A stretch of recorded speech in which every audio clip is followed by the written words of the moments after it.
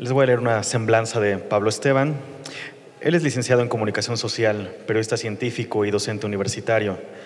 Ha editado el suplemento de Ciencia Futuro del diario Página 12 durante 4 años y en la actualidad se encuentra a cargo de la sección Ciencia del mismo medio.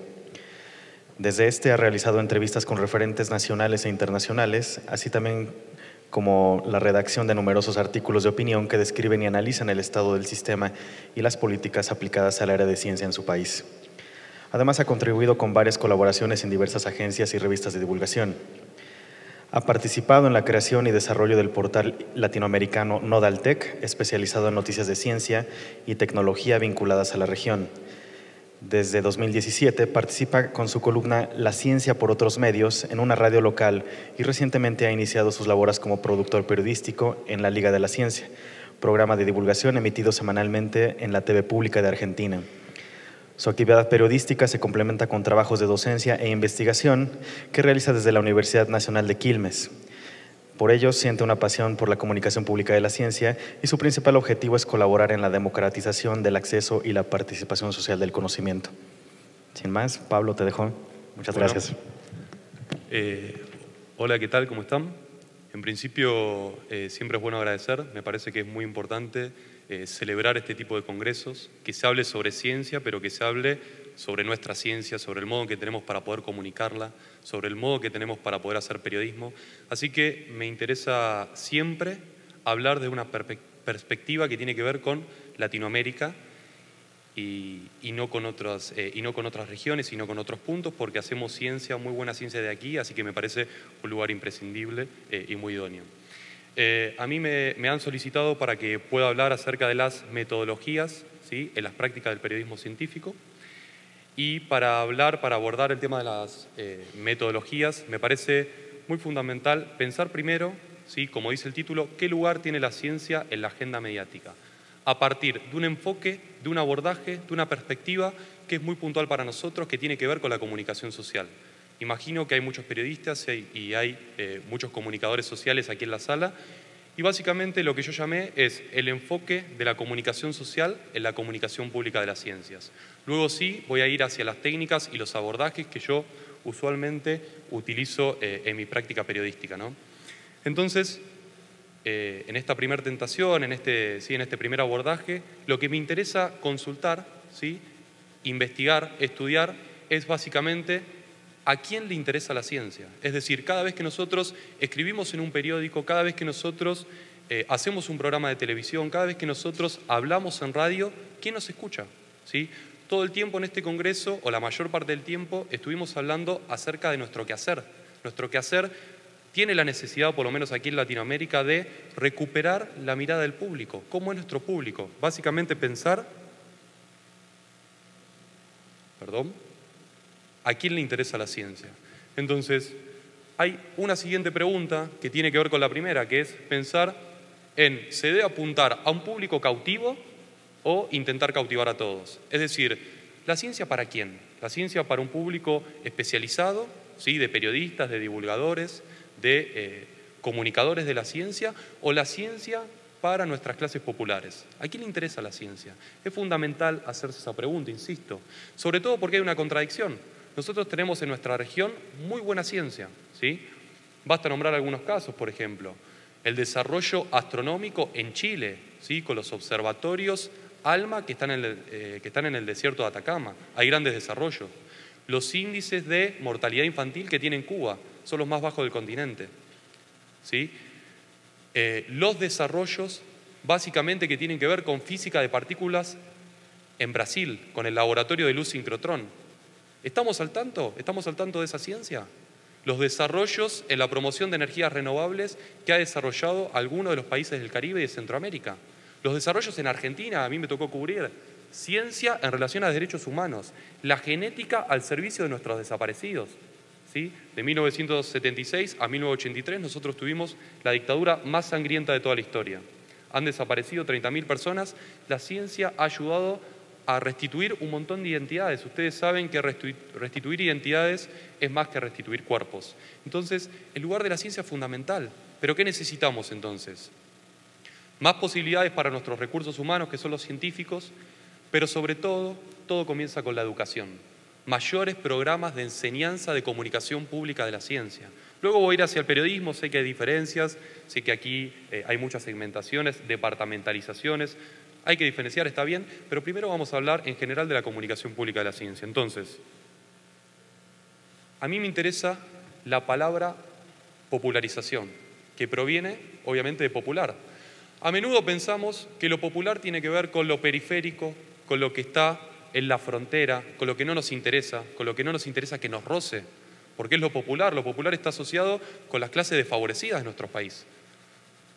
Nuestras sociedades de aquí, de la región, son sociedades con altos índices de pobreza. Entonces debemos pensar a la ciencia en relación a esas clases y la comunicación de la ciencia en relación también en esas clases. Entonces, ahora bien, uno cuando comunica ciencia, ¿qué implica esto de la democratización, esto de la popularización? La popularización y su significado tiene que ver justamente con esto, democratizar las condiciones de acceso y participación a la ciencia.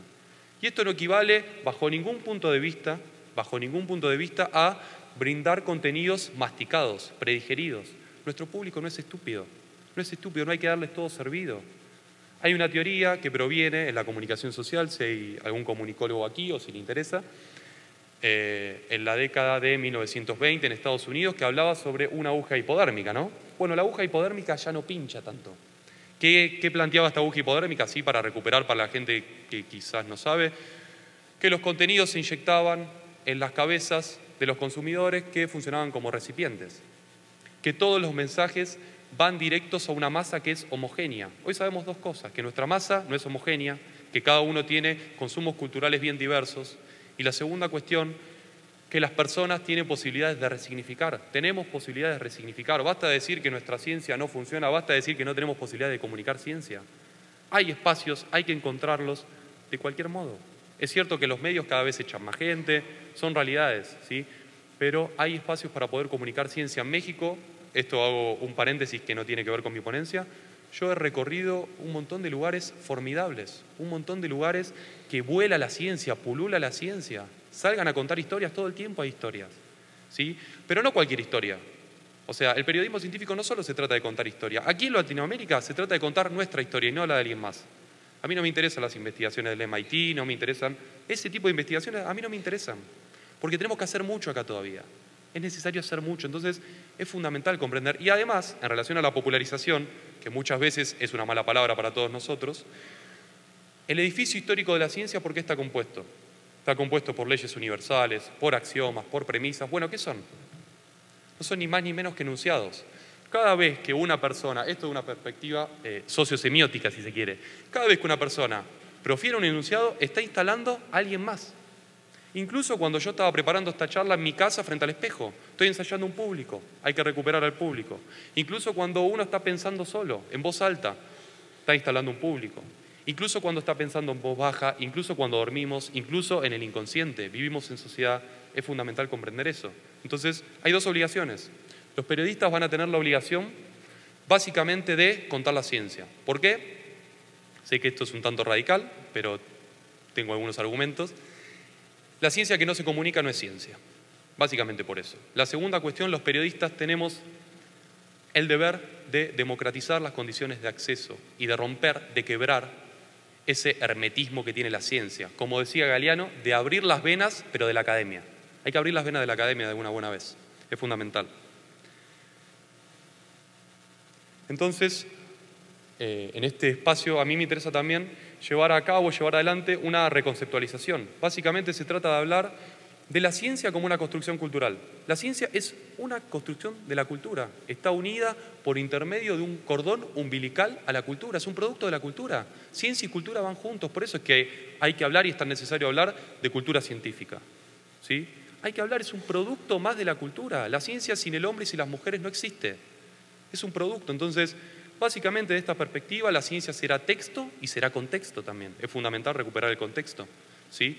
Será una herramienta muy importante para intentar desentrañar falsas concepciones, valoraciones, sentidos. Y sobre todo, es un abordaje privilegiado, ahora sí, privilegiado, para poder dar cuenta acerca de las relaciones de poder. Ustedes cuando escuchan hablar de comunidad científica, ¿en qué piensan? ¿En una comunidad idílica, que todos los científicos se llevan bárbaro, que no hay tensiones, que no hay presiones, que no hay hegemonía, que no hay contrahegemonía? Bueno, nada más lejos de eso.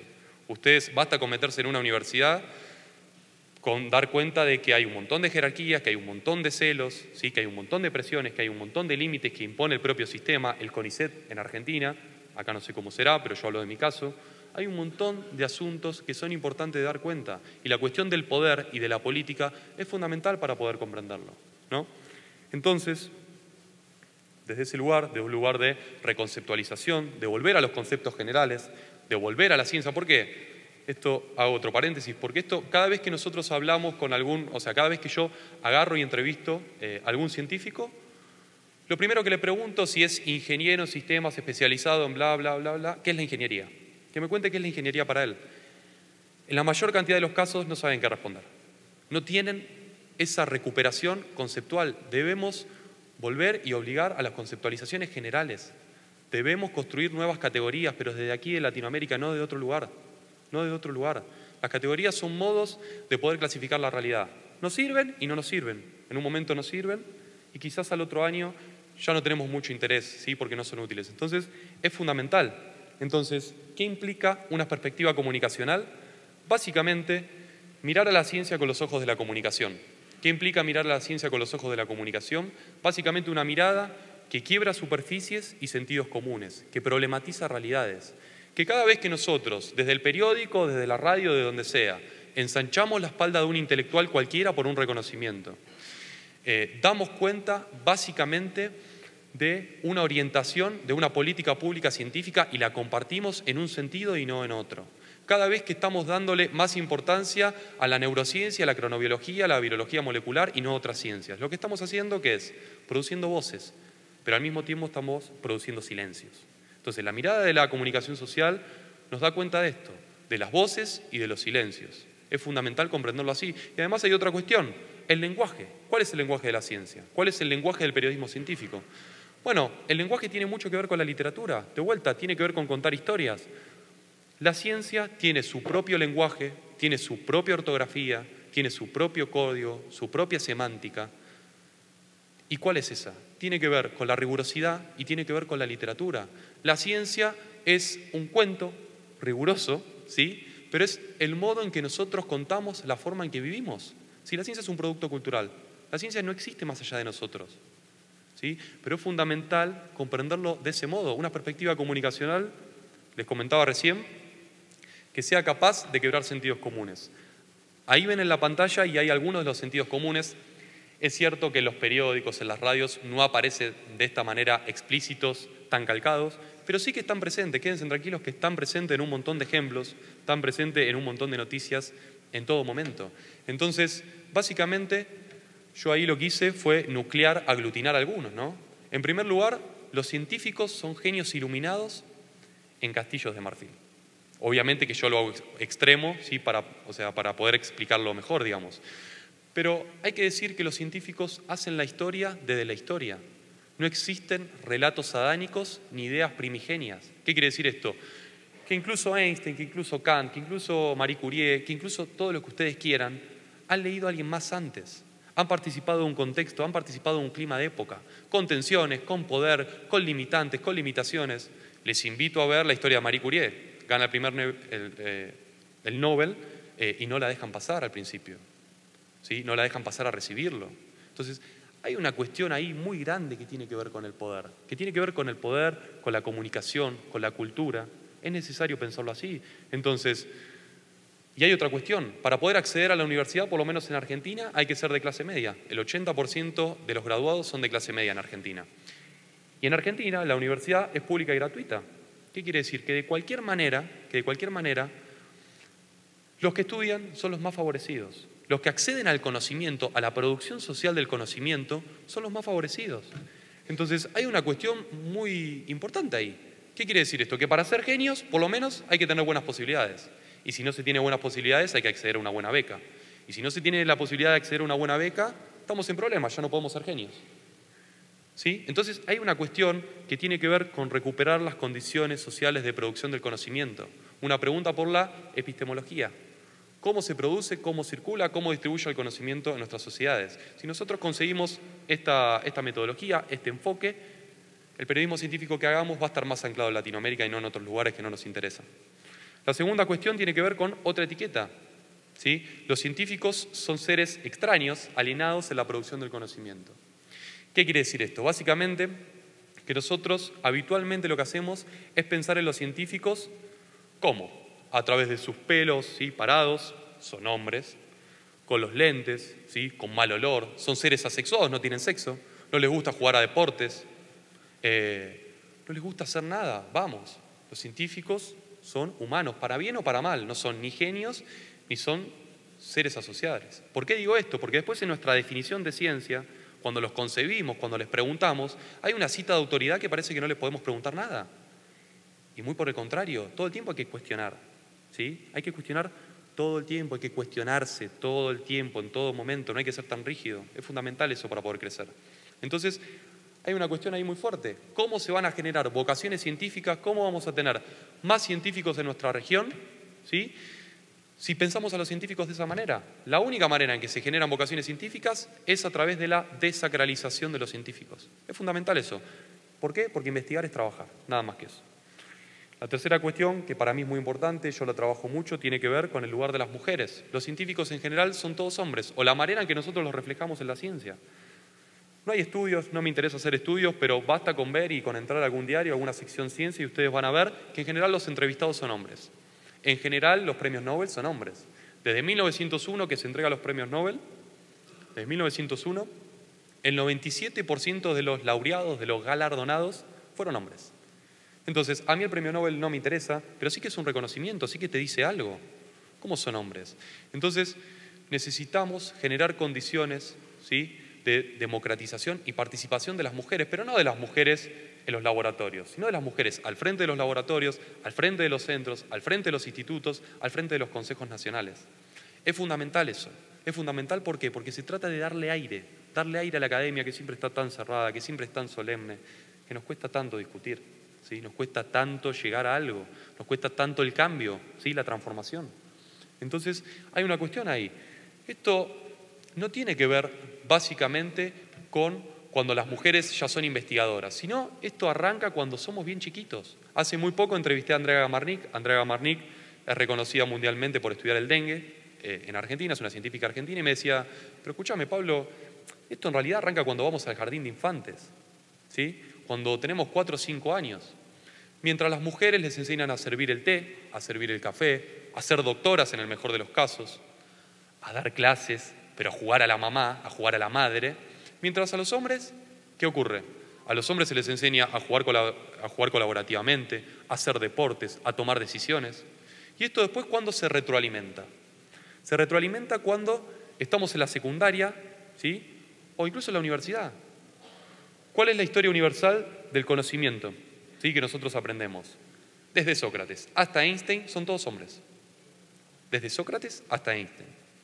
Entonces, con alguna excepción de Marie Curie, que bueno, ahí sí tenés un 10 cuando tratás a Marie Curie, pero hubo un montón de mujeres en la historia del conocimiento. Es fundamental eso, es fundamental. Entonces, todo esto se debe traducir, por eso siempre hablo que hay un triángulo entre ciencia, comunicación y política. Todo esto se debe traducir en políticas públicas. El CONICET, hasta hace muy poco tiempo, repito, el CONICET es el Consejo Nacional en Argentina, el Consejo Nacional de Investigaciones Científicas y Técnicas, hace muy poco brindó, ¿sí?, la posibilidad de una licencia por maternidad. Es decir, que le daban más tiempo a las mujeres que se embarazaban para poder investigar. Bueno, eso es un derecho, ¿sí? Es un derecho, es un paso hacia adelante. Es importante que se den estas disputas, es importante que se comuniquen todo el tiempo hasta el hartazgo. Es fundamental, ¿sí? En cuarto, cada ciencia, cada disciplina tiene un lugar autónomo. Hoy sabemos muy bien que las disciplinas están más disciplinadas que nunca. Hoy tenemos especializaciones de especializaciones, de especializaciones, de especializaciones. Y sabemos muy bien que el verdadero cambio, que las verdaderas investigaciones, las que realmente son importantes, que tienen impacto social, ¿sí?, se nutren de ciencia básica, ciencia aplicada, ciencia libre, como ustedes quieran llamarle, se nutre de todas las ciencias. Siempre hay un correlato de ciencia social ahí atrás, ¿sí? Las mejores investigaciones que tenemos, los invito a que las repasen, tienen siempre un correlato de ciencia social detrás, ¿sí? siempre hay una mezcla. Hay que frenar con la departamentalización, hay que frenar con esa segmentación y hay que fomentar la hibridación de las disciplinas. Hay que fomentarla.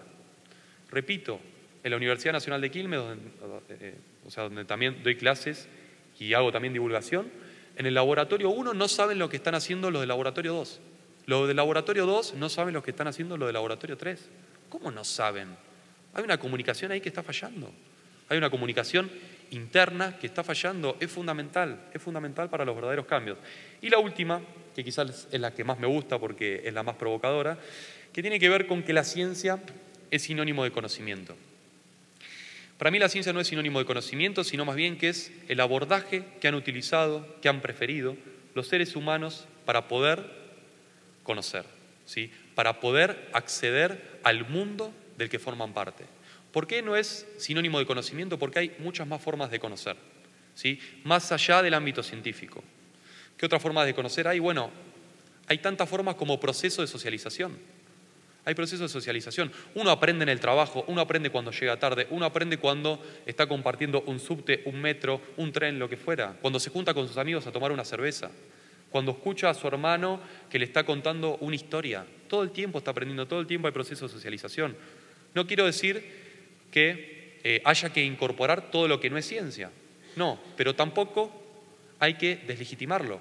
¿Por qué no hay que deslegitimarlo? Le doy el ejemplo de las religiones. A mí me parece bien el combate contra la pseudociencia, contra las religiones. Me parece que está muy bien, desde la ciencia. Pero tampoco se puede hacer un juicio. ¿Por qué? Porque nuestras sociedades son religiosas. Yo no soy religioso, pero para nada. Estoy bastante lejos. He escrito algunos artículos de opinión en los que me oponía, daba mis argumentos y demás a un montón de reformas que se están llevando en Argentina. Y sin embargo, me parece que es fundamental darle importancia, revalidar, más allá de si es ciencia o no es ciencia. Es fundamental tenerlos en cuenta. Es fundamental, porque si no, no tenemos posibilidades de decir nada. Porque la ciencia es un lugar muy chiquito, en lo que escriben un puñado de personas, y necesitamos que más gente escriba sobre ciencia, ¿sí? Necesitamos de nuevo abrir las venas de la academia, abrir las venas de este espacio, de este ámbito que en general está clausurado, que es muy difícil. Ustedes se dan cuenta, son gente de ciencia, les interesa, si están aquí es porque les interesa. Ustedes se dan cuenta. Es muy parecido a lo que ocurre en Argentina, a lo que ocurre, ¿sí? Por lo que he hablado en mesas recién, por lo que he aprendido, a lo que ocurre en México, a lo que ocurre en Bolivia, a lo que ocurre en un montón de lugares. Entonces es fundamental construir una perspectiva que sea regional, una perspectiva latinoamericanista, si se quiere, para poder comunicar la ciencia. Necesitamos asociaciones. Yo esto ayer lo hablaba con algunos de ustedes. Necesitamos asociaciones que nos nucleen, ¿sí? Que nos nucleen. Son muy interesantes los periodistas de Alemania, los periodistas de Estados Unidos. Nos brindan otra realidad, pero no hablan de nuestras realidades. Nunca hablan de nuestras realidades. ¿Y por qué deberían de hacerlo? ¿Hay que cuestionarlos de acaso? No. Cada uno habla de sus realidades. Pero el pecado está en que nosotros intentamos hablar de las realidades de ellos. Seguimos intentando hablar de las realidades de ellos. Y está bien, cada uno hace lo que quiere, son opciones, lo que fuera. Pero hace falta mucho más acá, hace falta laburar mucho acá, ¿sí? Entonces, me parece que es fundamental esta perspectiva que yo comparto y que luego ustedes me criticarán. Entonces, ahora voy y me voy acercando ya a las metodologías que son propias del periodismo científico. Para mí, hacer periodismo científico, por lo menos en Argentina, desde principios del 2017 y fines del 2016, es llevar adelante una reflexión política. Hacer ciencia en algún punto se volvió a hacer política. ¿Por qué? Ha cambiado el gobierno en Argentina, ¿sí? A fines del 2015, y asumió un nuevo gobierno. No me importa hablar de Cristina, no me importa hablar de Macri, sino de modelos de país. Nuevamente se volvió a discutir a partir de principios del 2016 sobre modelos de país. Teníamos un modelo de país que apostaba a la ciencia, que había creado un ministerio en 2007, nosotros tenemos Ministerio de Ciencia en 2007. Teníamos un modelo de país que apostaba a los proyectos a largo plazo. Innovar 2020 es un caso, yo lo seguí muy de cerca. Teníamos un proyecto de país que aumentaba el número y la plantilla de investigadores, ¿sí? Llegamos a tener 11.000 investigadores. Y sin embargo, con el cambio de gobierno, esto se frenó. Se frenaron un montón de proyectos, un montón de programas de investigación, se limitaron un montón de posibilidades. Se dejó de lado esto de, a través del conocimiento vamos a alcanzar la soberanía. Ya no es algo que nos interese la soberanía. Y es fundamental la soberanía. Ya no nos importa hablar de la ciencia en el engranaje productivo de la nación. Ya no nos importa. Ya no nos importa un país que apuesta a la ciencia. Ya no nos importa. Necesitamos un país que se apoya en la ciencia, no que apuesta a la ciencia. Que se apoya, que la ciencia es la base para poder construir cultura, es la base para poder construir nuestras relaciones. Necesitamos esta perspectiva, ¿sí? Entonces, le voy a contar algo breve que yo cubrí mucho. No les traje acá todas las notas para no aburrirlos, las pueden leer. Yo escribo en página 12. Yo cubrí muy bien este conflicto que tuvieron los científicos. Como les digo, iniciamos en 2016 en Argentina, en otro modelo de país. Hubieron 500 investigadores que se quedaron afuera. ¿Qué quiere decir que se quedaron afuera? Que tenían recomendación de CONICET, que habían pasado todos sus exámenes, que tienen título de doctorado y postdoctorado en algún caso, es decir, que es de la gente más calificada que tenemos en el país y se quedó afuera. ¿Por qué se quedó afuera? Porque desde el gobierno dicen que el sistema está lleno y colmado, rebalsado de científicos, ¿sí? Hay una contradicción ahí, ¿no? Está colmado de científicos, así que estos 500 no entran. ¿Qué hicieron los científicos? Se agruparon, se juntaron, formaron redes federales, formaron organizaciones a lo largo de todo el país, ¿sí? Construyeron organizaciones colectivas, organizaron caminatas, organizaron en la explanada, ¿sí?, del Ministerio de Ciencia y Tecnología muestras de ciencia, le mostraron a la sociedad lo que tenían para mostrar. Y no se preocuparon tanto los medios, porque esto no lo cubrieron todos los medios. Los científicos fueron de los medios a las mediaciones. ¿Qué quiere decir esto? Es esta articulación de desarrollar prácticas de comunicación más allá de los medios. Tiene que ver con el triángulo entre ciencia, comunicación y políticas del que les vengo hablando. Tiene que ver con mi abordaje, con mi perspectiva. Tiene que ver con hacer cosas con palabras, con una lucha contrahegemónica, es decir, hey, nos dejan afuera, bueno, entonces vamos a organizarnos, vamos a formar una comisión mixta, vamos a pelear por nuestros derechos, porque de nuevo, y esto se une con la parte de la desacralización, investigar es trabajar, es gente que tiene familia que se quedó en la calle. Entonces dijeron, bueno, si nosotros no peleamos por nuestros derechos, nadie va a pelear. Pero hay otra cuestión, se dieron cuenta que si ellos no mostraban su ciencia, nadie los iba a defender. ¿Por qué? Porque básicamente nadie defiende nada que no conozca, ¿no? Creo que no. Entonces, primero hay que conocer la ciencia que hacen para después poder defenderla. Entonces construyeron algo que yo les traje hoy un video para darle un poco de oxígeno a esta presentación y que no se vuelva tan aburrida y nadie se duerma.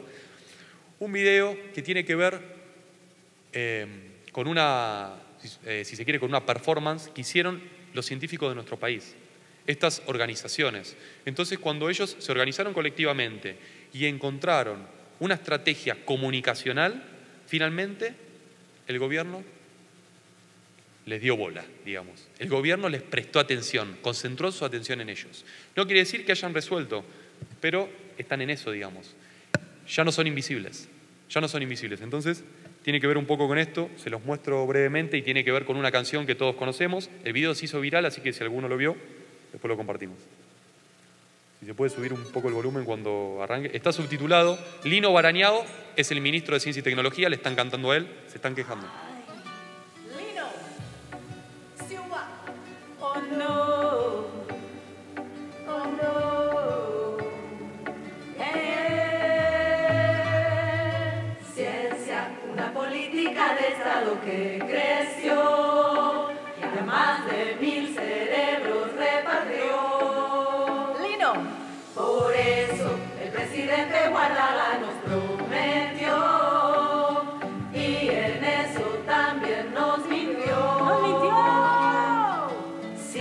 Nuestro ministerio quieren desarmar, se están acercando y van armando el plan. Solo todas juntas podemos frenarlo.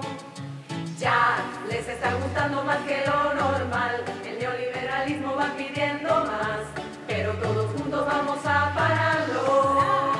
Muy poquito, ya te lo dijimos hace muy poquito. Vos no nos creíste y le diste tu voto, y con este ajuste hace un año me brotó. Muy poquito, si para la ciencia dieran muy poquito, es soberanía que se pone en juego, y si no lo vemos es que estamos ciegos. ¡Sube, sube, sube, sube! Quieren poder gobernar un pueblo de ignorantes, que no se dé cuenta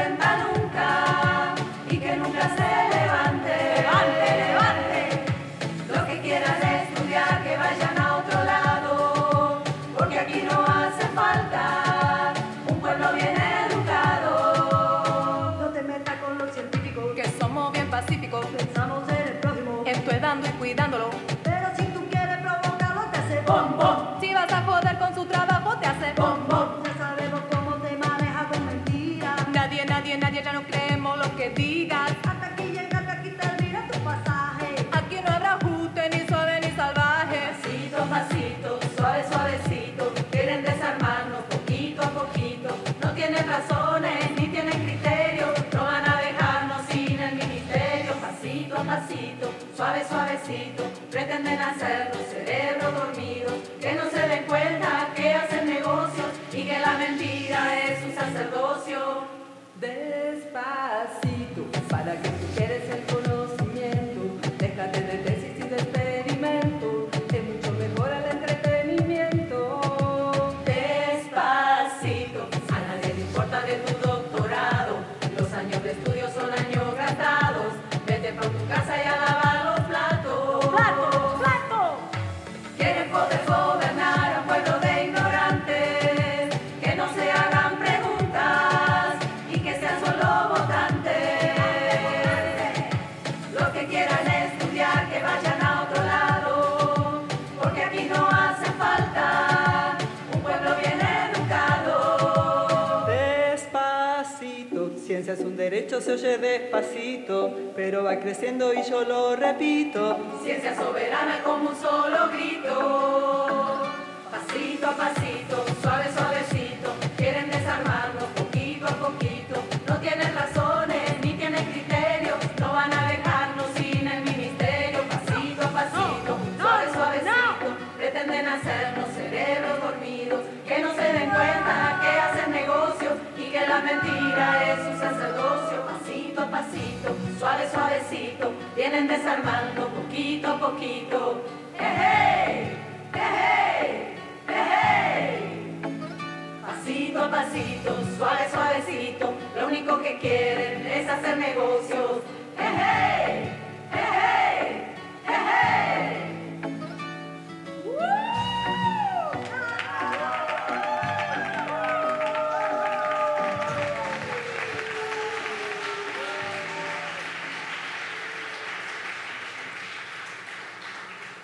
Muy bien, si ustedes se dan cuenta, no es despacito, sino es despaciencia.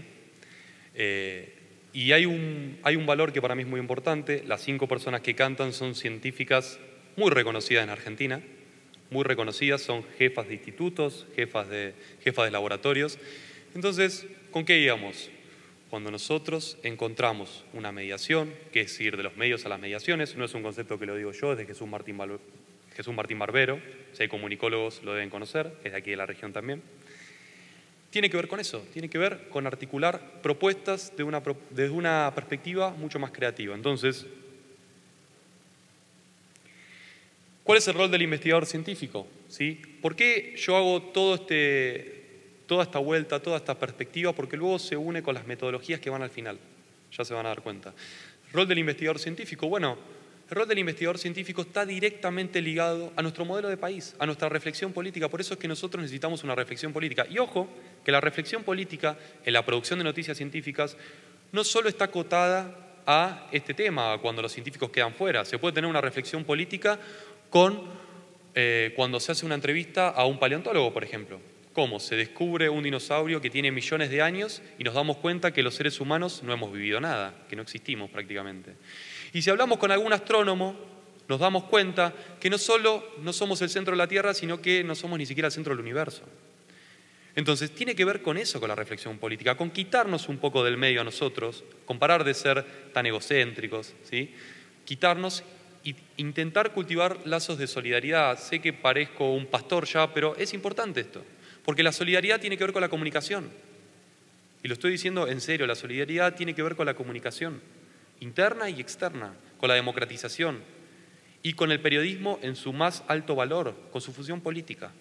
Entonces, esta persona que ustedes ven acá, no sé si la conocen, fue el primer premio Nobel de Latinoamérica, es Bernardo Hussein, y en 1947 decía: los países ricos lo son porque dedican dinero al desarrollo científico-tecnológico y los países pobres lo siguen siendo si no lo hacen. ¿Por qué? Porque la ciencia no es cara, cara es la ignorancia, ¿no? Entonces, básicamente, ¿qué implica ser científico en la actualidad? Implica redactar tesis, implica discutir, implica estar enfrente de una computadora, pero también luchar por los derechos. Nosotros como comunicadores debemos dar cuenta de eso. Y no se trata de ser aplaudidores de la ciencia, ¿eh? No se trata de eso. Uno cuando está enfrente de un científico tiene que estar lo suficientemente preparado para el ejercicio de la repregunta, para el ejercicio del cuestionamiento. Si un día entrevisto a algún científico de por aquí, se va a dar cuenta que soy bastante pesado para entrevistar porque pregunto absolutamente todo. La repregunta es fundamental, ¿sí? No quiere decir eso, quiere decir básicamente que a ver si aprendemos a defender lo nuestro, a ver si alguna vez aprendemos a defender lo nuestro. Es fundamental, más allá de estos espacios somos poquitos siempre, a defender lo nuestro, de cada lugar, con cada proyecto, con lo que se haga. La ciencia es un espacio, un ámbito fundamental para aprender a defender lo nuestro. Es un espacio fundamental. Se los leí recién, ahora está en la voz de él. Es un video muy cortito de 1 minuto y ya después me meto en las metodologías y ya voy cerrando, pero nada, pero me gusta que lo escuchen directamente.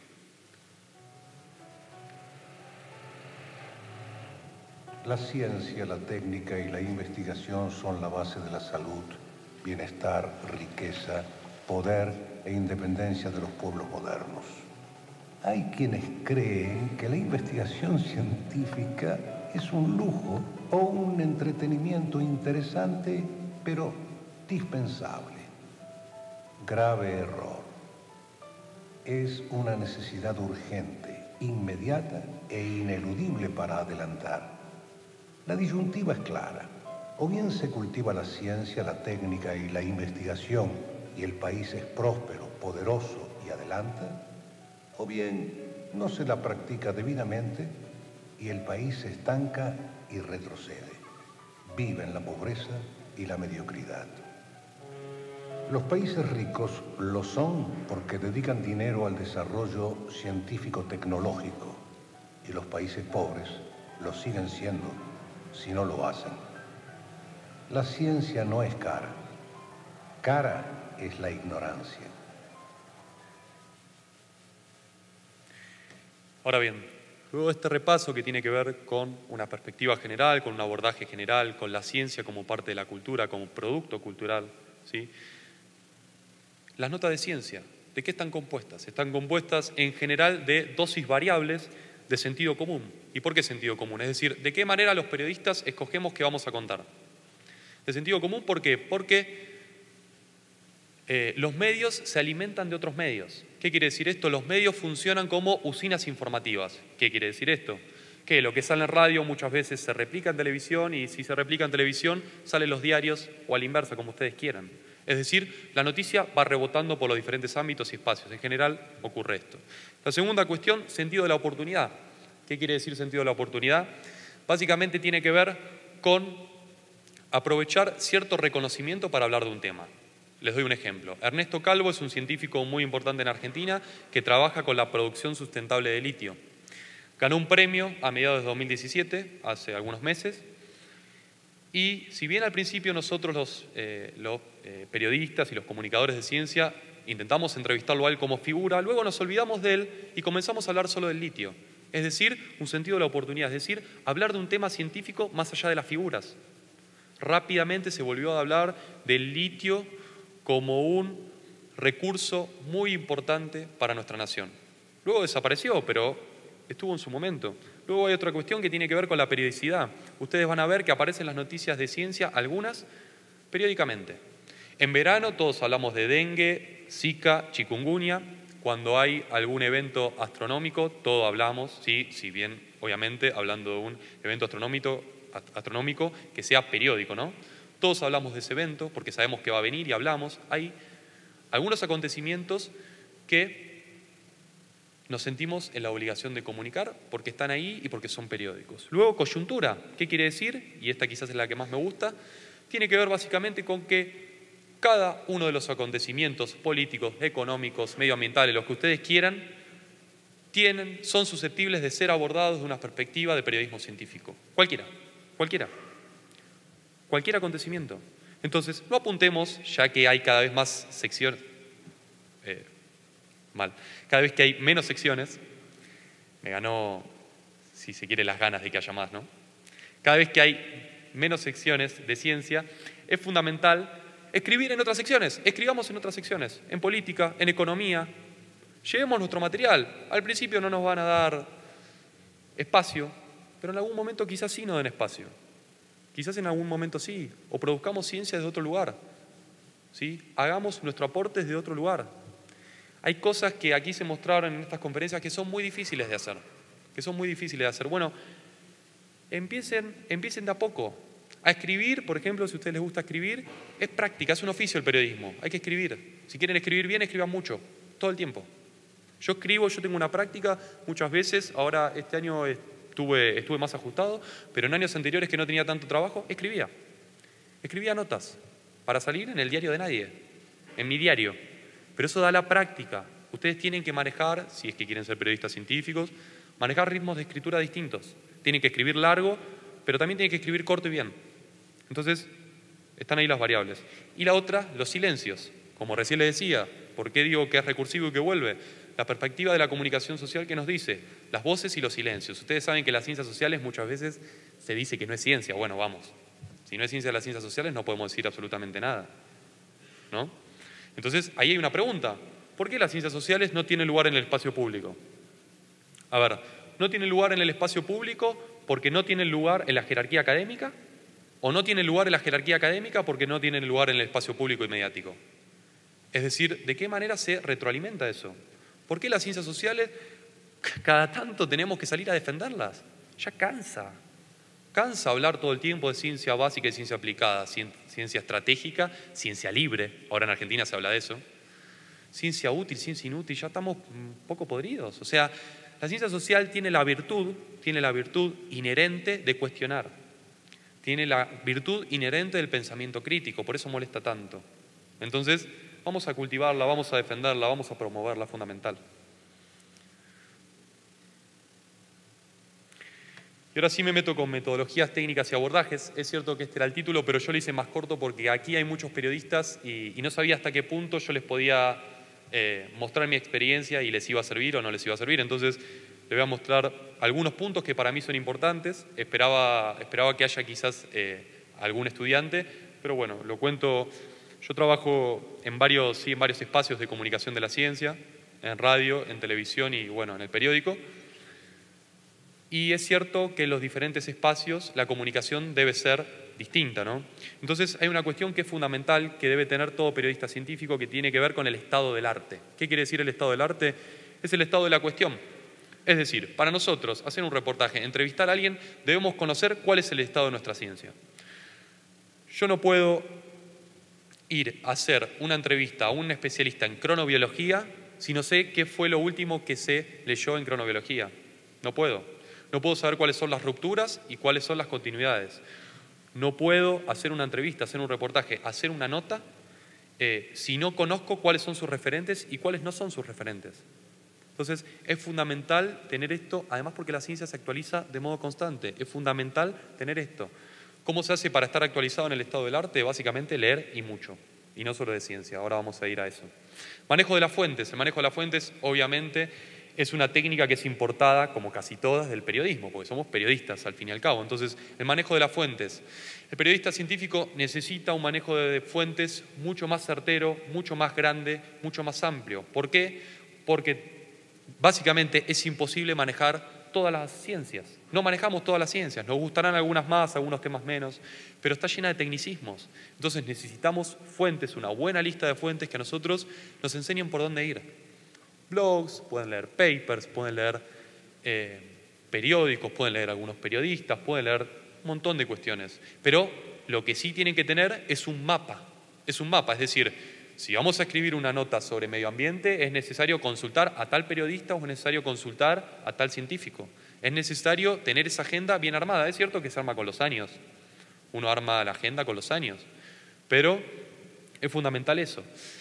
El conocimiento del entrevistado y del escenario. Yo en Página 12 en general hago entrevistas.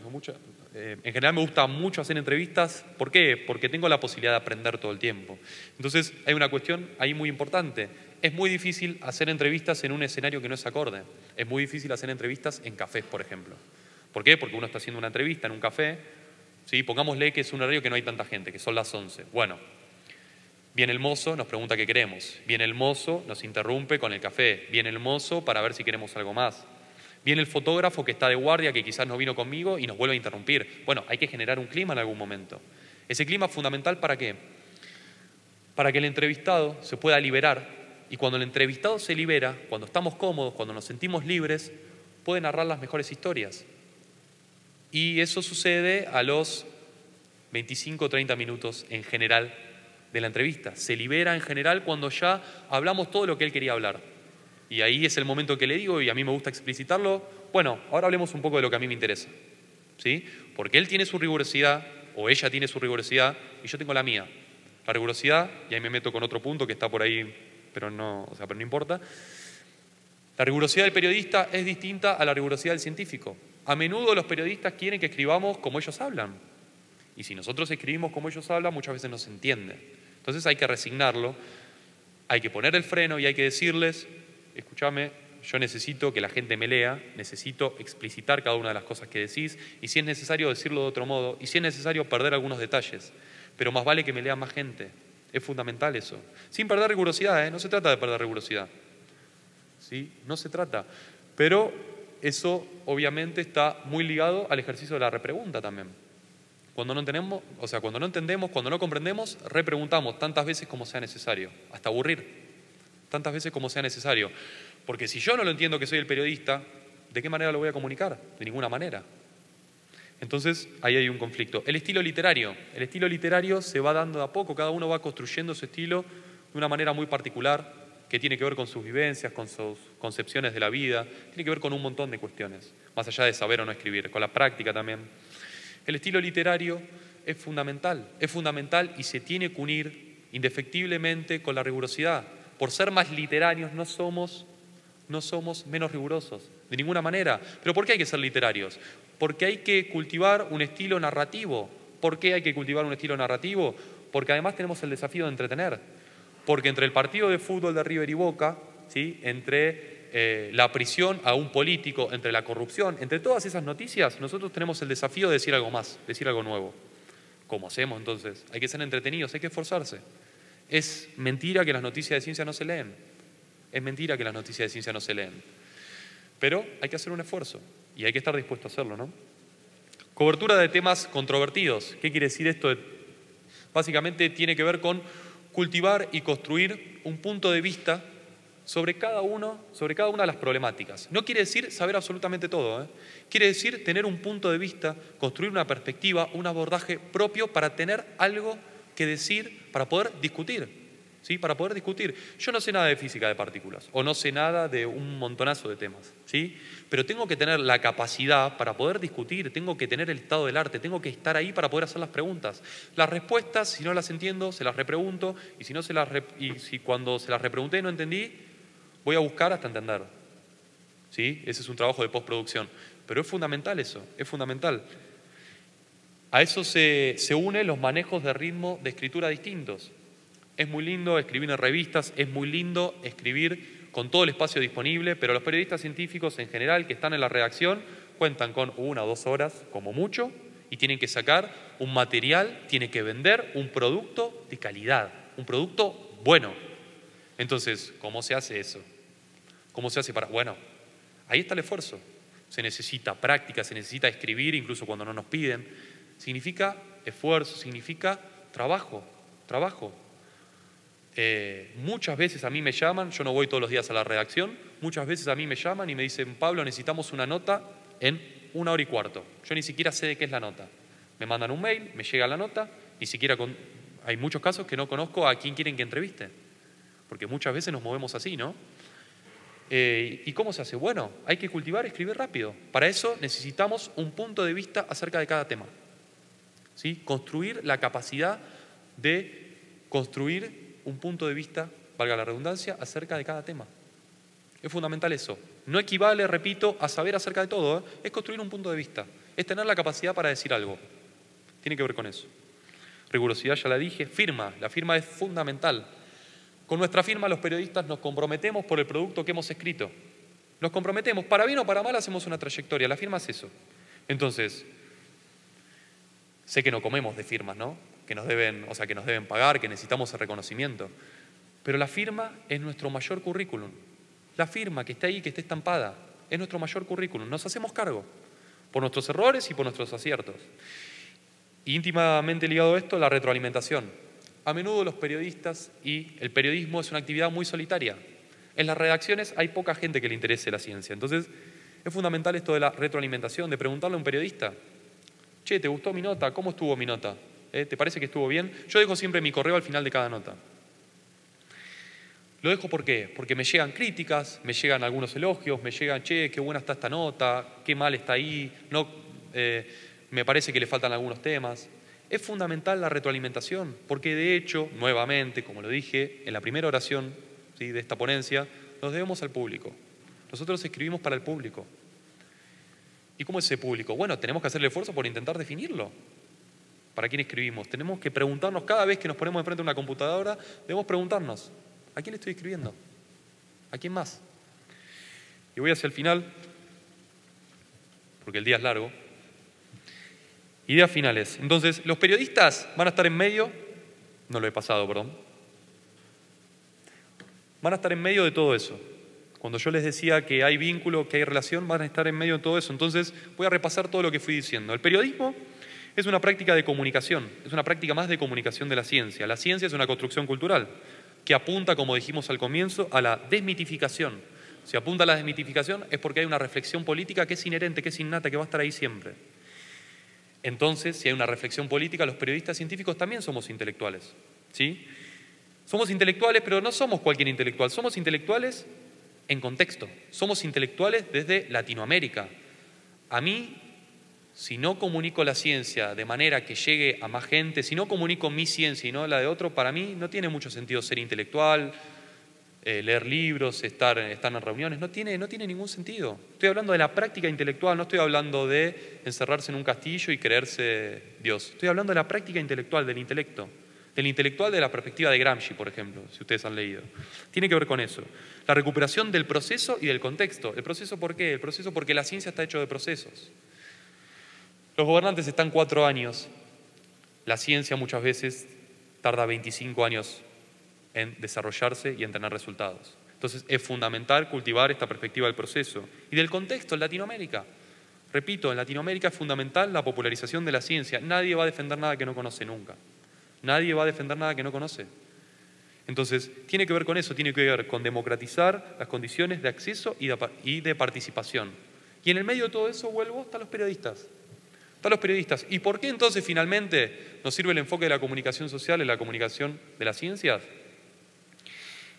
Básicamente, para hacer emerger y nunca clausurar nuestras propias voces, ¿sí? Hacer emerger esos silencios que hablan por nosotros, porque si no nadie más va a hablar por nosotros. Tiene que ver con eso. Muchas gracias.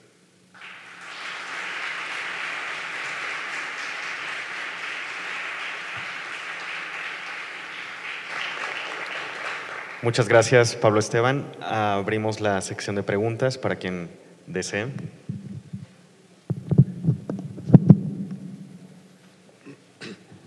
Martín Bonfil de la UNAM. Muchas felicidades, me fascinó muchos de los conceptos que dijiste. Dan ganas de, pues no sé, llevar un curso contigo para profundizar. Para los que venimos de ciencias, pues tal vez muchas de las cosas, los conceptos que vienen de ciencias sociales que tú manejas, pues los intuimos, ¿no? Pero probablemente sería muy útil conocerlos más a fondo. Mi pregunta, más bien, hablaste mucho del movimiento que organizaron los científicos en Argentina, sí, que a mí me tocó verlo en agosto pasado en el Congreso de la Red Pop, mientras estábamos ahí en el Centro Cultural de la Ciencia teniendo nuestro congreso. Afuera, frente al CONICET, estaban las protestas y se informaba uno un poquito de lo que estaba pasando, pero bueno, creo que tú nos lo diste mucho más claro. Me conmovió casi hasta las lágrimas el video, porque creo que expresa mucha creatividad y la lucha que estaban haciendo. Por cierto, que no pusieron el crédito de la canción original, no les vayan a meter una demanda. Pero tú hablas de cómo en este movimiento fueron los propios científicos pasando por encima de los medios, los que hallaron su propia estrategia de comunicación a través de esto que tú llamas mediaciones, que para mí es un concepto nuevo. Sí. Y luego nos hablas del periodismo científico. Entonces, como que me faltó el puente de, por ejemplo, en ese caso o en general, porque me gusta mucho cómo tú dices el periodismo o el movimiento de los científicos defiende una idea de nación, ¿no? Un proyecto de nación que había y que se estaba perdiendo y que están tratando de recuperarlo. Pero tú en el ejemplo que nos dices, nos muestras que los científicos pasaron por encima de los medios y se fueron directo a hablar con los ciudadanos hasta ser escuchados por el gobierno.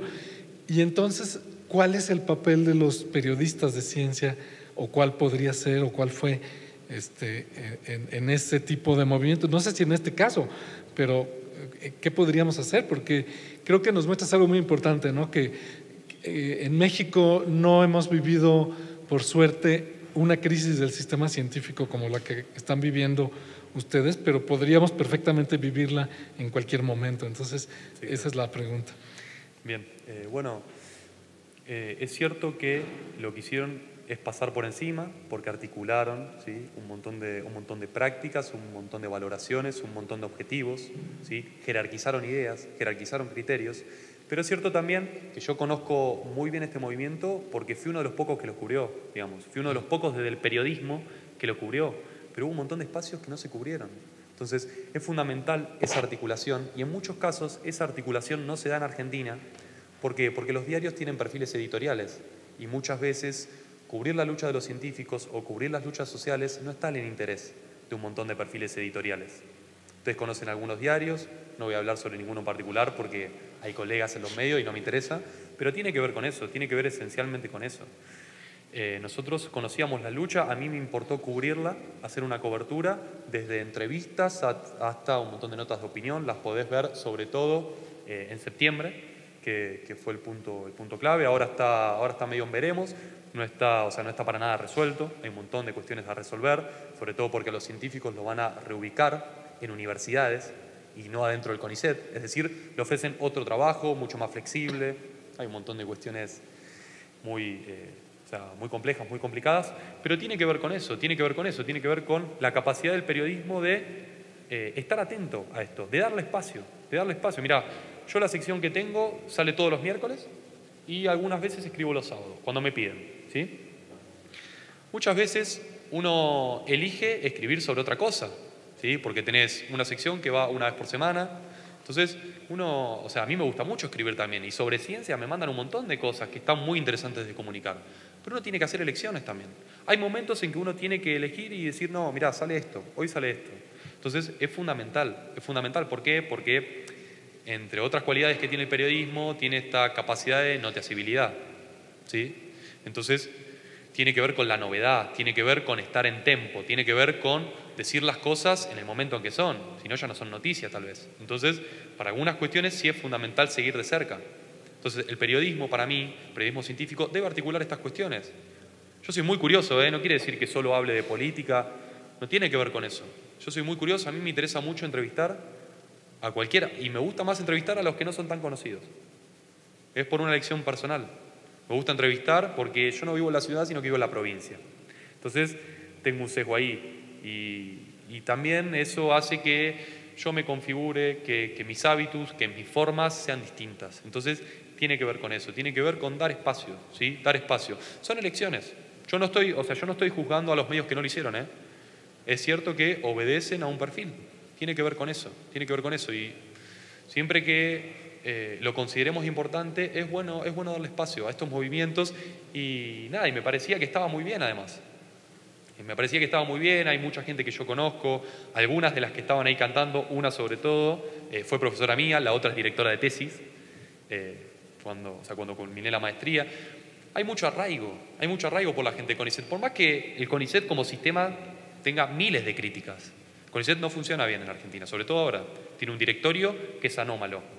Tiene un directorio en que fue escogido democráticamente y hay algunos directores que no pueden ejercer el cargo. ¿Por qué? Porque pertenecían al anterior gobierno. Entonces hay un montón de cuestiones. Por eso digo, hay un montón de vicisitudes, hay un montón de claves Y nada, no sé si contesté a tu pregunta, si fui por ahí, pero tiene que ver con eso, tiene que ver con la capacidad de seguir una noticia, pero también de darle voz, ¿sí? De darle voz a los que no tienen. Muchas veces no hay que ir tanto detrás de los tweets, de los retweets, no hace falta tanto. No hace falta tanto porque nuestras realidades en general no venden. La pobreza no vende, ¿no? Tiene que ver con eso. Entonces, vamos por ahí. Gracias. Gracias, felicidades. Gracias. Hola Pablo, Hola. A mí me gustaría preguntarte, me queda claro esta simbiosis que tiene el periodismo de ciencia, el desarrollo científico con las universidades. Ayer, por ejemplo, se reflexionaba sobre en 2, 3 años, pues no hay mucho cambio en el periodismo de ciencia y me parece que incluso es generacional el tema, es decir, tendríamos que incidir en las nuevas generaciones para que se dé un salto generacional y el periodismo de ciencia permee en la sociedad.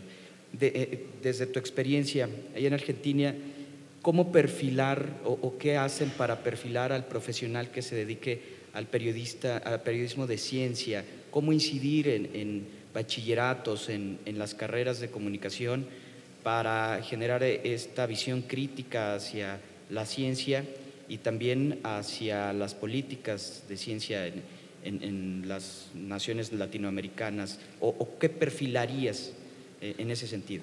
Bien. En Argentina, por lo menos, no sé cómo es en el ámbito internacional, existen algunas pocas carreras que tienen orientación a periodismo científico. Te doy mi caso, yo como me formé fue casi por azar. Yo me formé con un maestro y profesor que era Leonardo Moledo, que fue, a mi juicio, el mejor periodista científico de Argentina. Los invito a que lo lean. Fue el editor de Suplemento Futuro mucho tiempo, fue quien escribía estas entrevistas antes de fallecer y era un gran maestro. ¿Sí? Contaba la ciencia con una pasión que a mí me lo dejó muy marcado. Es cierto que muchas veces uno cae en el periodismo científico por cuestiones secundarias o por cuestiones de azar. Es decir, yo recuerdo el primer día que llegué a esa clase, agarró y me dijo, bueno, ¿y vos, Esteban? Porque todos me trataban, pensando que era mi nombre, ¿no? Que me ocurre siempre. Vos, Esteban, ¿por qué estás acá? ¿Por qué estás en esta clase? Y le digo, en realidad por azar, porque me quedaba bien el viernes. El viernes teníamos un taller de 4 horas y me miró y me dijo, no, pero ¿cómo? Y te soy sincero, pero en verdad me gusta mucho escribir, siempre me gustó mucho escribir. Me dice, bueno, entonces quizás podés andar, me dice. Entonces arranqué ahí, arranqué a escribir y el periodismo de ciencia es un lugar fascinante, fascinante. Recién hace poco vengo de un congreso que se hizo en el interior de la provincia, que también había un montón de comunicadores, había un montón de divulgadores, algunos periodistas científicos, es verdad que quedan muy pocos, y todos más o menos acordábamos en esta posibilidad de que haya una materia obligatoria. Es cierto que no depende de nosotros, por supuesto, yo no tengo ningún cargo público, no soy funcionario de nada, pero sí tiene que haber formación en comunicación pública de la ciencia y periodismo científico. Es fundamental, incluso en las carreras científicas, que los científicos aprendan a comunicar. Incluso en las carreras científicas, más allá del periodismo, digo. El periodismo estaría muy bien, ¿sí? Las carreras de periodismo y comunicación estaría muy bien, siempre para tenerlos como una opción, pero las carreras científicas que sea obligatorio. La ciencia que no se comunica no es ciencia, no existe. No es visible. Los papers no los lee nadie, los leemos nosotros a duras penas, nos cuesta un montón leer papers, es horrible. Entonces tiene que ver con eso. ¿No? ¿Para qué nos vamos a mentir? Muchas gracias. Gracias.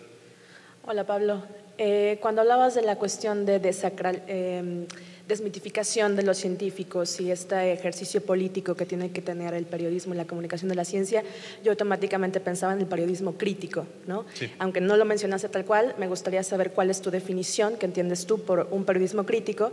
Y por otro lado, al mismo tiempo que hablabas, revisaba Página 12 y tus artículos, tus entrevistas, veo que son en su mayoría entrevistas, que eres el único que trabaja ahí haciendo eso, entonces eso es algo que llama la atención, pero también que son entrevistas a científicos, la foto es del científico y, ¿no? O sea, es todo el tema sobre su investigación. Entonces, la segunda parte de esa pregunta es, ¿en dónde identificas tú, ya sea en el diseño de entrevistas, en el tipo de preguntas que haces, en los temas que los obligas a tratar, en dónde ubicas tú el periodismo crítico en tu propio trabajo? Bien, excelente. El periodismo crítico está en cada pregunta, en cada selección de título. Yo voy guiando, o voy en la mayoría de los casos intento hacerlo, de ir guiando hacia donde yo quiero llevarlo. O sea, como yo decía, los primeros 20-25 minutos el científico tiene el cassette y me cuenta lo que él quiere. Cuando a mí ya no me interesa la codificación de genes que hace una determinada proteína, cuando ya no me interesan esas cosas, ¿sí? Es cierto que también lo cuento, porque es su ciencia, o sea, es su trabajo, yo estoy contando la ciencia, o sea, no me estoy yendo de eso. Yo cuento eso, pero en muchos casos cuento otra cosa también. Les hago otro tipo de preguntas, les hago preguntas que tienen que ver, por ejemplo, con la generación de vocaciones científicas. No falta nunca o casi nunca la pregunta de ¿por qué estudiaste lo que estudiaste? Aunque yo lo sepa, aunque yo lo pongo quizás en la bajada. ¿Por qué estudiaste lo que estudiaste? ¿Por tradición familiar? ¿Porque caíste ahí? ¿Porque te dejaron? ¿Porque tuviste las posibilidades? ¿Cuáles son los objetivos? ¿Pensás que la ciencia tiene que tener impacto social? ¿Pensás que la ciencia tiene que tener anclaje? ¿Pensás que la ciencia... ¿Qué es la ciencia? Digamos, en cada una de las preguntas hay política. En cada una de las preguntas, cuando digo hay política, hay pensamiento crítico. Hay cuestionamiento de esa realidad. Con eso me refiero a política y no a otra cosa. Hay cuestionamiento de la realidad. Entonces, en cada una de las preguntas, en cada una de las volantas que se escogen, también es cierto, muchas veces hago entrevistas, pero también en las notas de opinión sí condenso todo el fuerte, o sea, de mi voz y toda mi subjetividad, puede estar bien o mal, pero es mi subjetividad, y ahí sí está más un pensamiento crítico que tiene que ver directamente conmigo, pero las voces en las entrevistas están también. No quiere decir, ojo, de agarrar un científico y dejarlo en ridículo. No se trata de dejarlo en ridículo. Se trata de, en algunos momentos, desaparecer de la entrevista y que parezca que yo no la hice. En algunos momentos estar bien presente y hacer una pregunta que realmente le cambie el eje. En algunos momentos agarrar y cambiar con los objetivos y virar la información para otro lado. Se trata básicamente de una práctica que yo te la estoy diciendo así, se me va ocurriendo a medida que te la digo, pero tiene que ver con la práctica, ¿no? Uno es como que va detectando un montón de temas. Y es cierto esto también, como se decían en las conferencias de ayer, que hay mucho material que se guarda, que sirve. A mí un montón de veces me disparan para realizar artículos, si se quiere más divulgación, y eso me sirve para, sí, ahí tener todo mi... si se quiere, todo mi pensamiento crítico, todo mi periodismo crítico ahí condensado. Es cierto que hay veces no está ese espacio, pero te aseguro de que la propia subjetividad de cada pregunta, uno va contribuyendo a eso, digamos. Por ejemplo, la última entrevista que hice se publicó este miércoles, ayer, yo la dejé cargada en el diario, y se la hice a una persona que era especialista en lengua, ¿sí? En lenguaje, era una lingüista. Era una de las pocas que participan en la confección del diccionario en Argentina.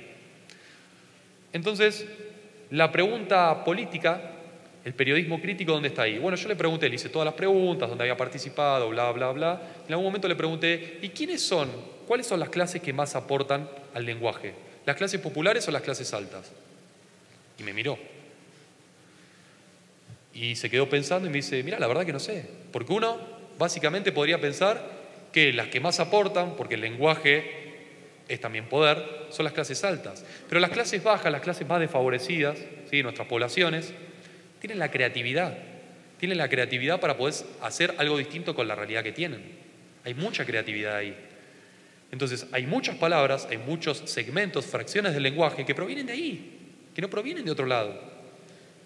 Yo me he muerto de la risa en el almuerzo anterior, que me cuentan cómo se dicen algunas palabras, con Will, con otros compañeros. Es genial, es la capacidad de decir cosas distintas. Acá me han enseñado que existen un montón de lenguajes que conviven.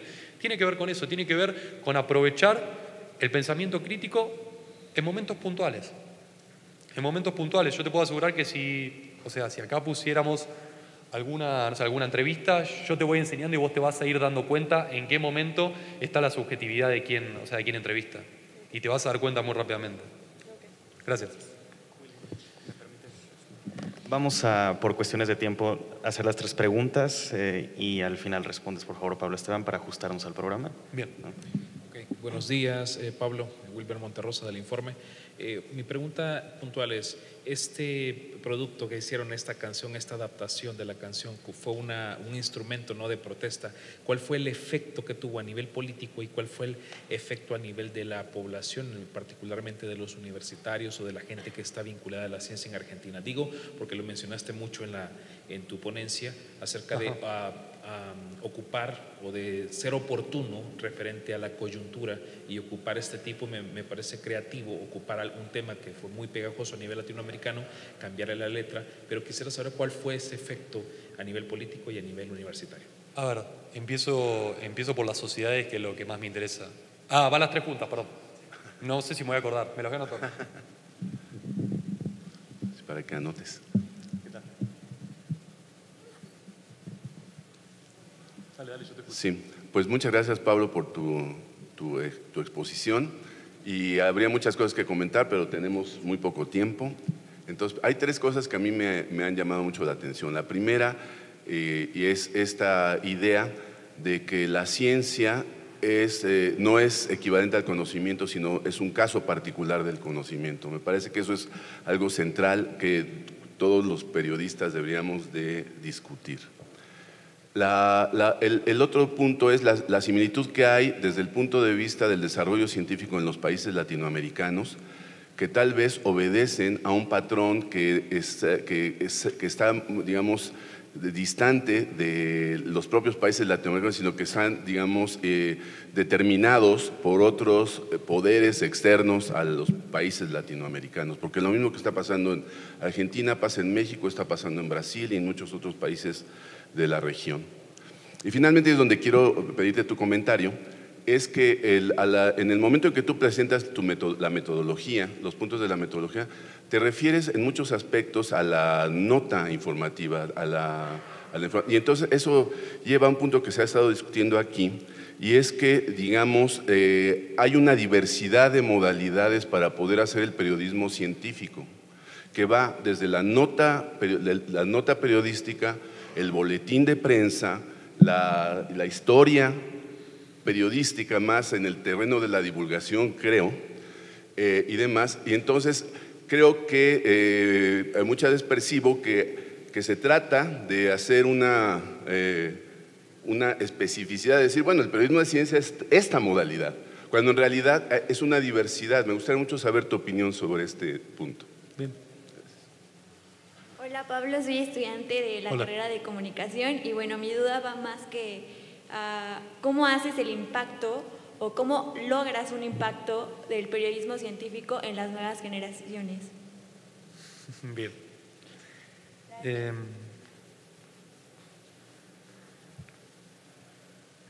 A ver, empiezo por la última. ¿De qué manera se logra el impacto? Bien, no sé. Supongo que la clave tiene que estar, como siempre, en la educación. En la educación era un poco lo que hablábamos anteriormente. Tiene que ver con la educación, con la socialización. Nuestros procesos de socialización, de educación, tienen que ver directamente con lo que nos muestran. Si las asignaturas de periodismo científico no están presentes, nunca le van a gustar a nadie, digamos. ¿Por qué le van a gustar si nadie conoce? ¿Lo desconocido a nadie le gusta? Tiene que ver con eso. Entonces, es fundamental generar espacios, ¿sí? Generar espacios y proyectos de enseñanza de la ciencia. Primero eso, es fundamental. Entonces, y después ir, si se quiere, a la diversidad y a la especificidad que tiene cada género, cada tipo. Cada género y cada tipo. Es decir, si a vos te interesaría ser, no sé, una divulgadora o ser una periodista científica o ser lo que fuere, es cierto que cada uno tiene su especificidad y ahí me meto con lo de Javier. Cada espacio tiene su especificidad, pero yo no soy muy amigo de las barreras y de las fronteras. No me gustan. Es cierto que, voy a ser sincero, cada vez que uno escribe en un diario tiene que escribir siguiendo ciertas normas, cada vez que hace un proyecto de divulgación tiene que haber ciertas normas, pero en el periodismo hay divulgación. ¿Cómo no va a haber divulgación? Todo el tiempo, y muestran cualquier nota y hay parte de divulgación. No quiere decir que sea todo con ese objetivo, ¿sí? No es el mismo objetivo, no tienen mismos objetivos, pero comparten un montón de cosas. Tiene que ver también con el tema de la popularización de la ciencia, con la generación de espacios para la ciencia, infraestructuras. En Argentina no sé si han tenido la posibilidad de ir a un espacio que se llama Tecnópolis. Bueno, es una infraestructura gigantesca que es muy linda, que está muy bien reconocida y que ahí también se produce, se distribuye y se comparte la ciencia. Entonces, hay distinciones, es cierto que hay distinciones entre los géneros, es cierto que hay matices, es cierto que se pueden decir cosas distintas en diferentes espacios, Pero también es cierto que se comparten un montón de asuntos. Se comparten un montón de asuntos. ¿Y cuál es el asunto general que se comparte? Bajo cualquier punto de vista tiene que ver con la comunicación pública de la ciencia. El periodismo, la divulgación, tiene que ver con la comunicación pública de la ciencia. Con el paraguas general de la comunicación pública de la ciencia. Tiene que ver con eso. Luego uno se adapta a los diferentes espacios, a los diferentes ámbitos, con diversas técnicas, con diferentes modalidades, como ustedes quieran.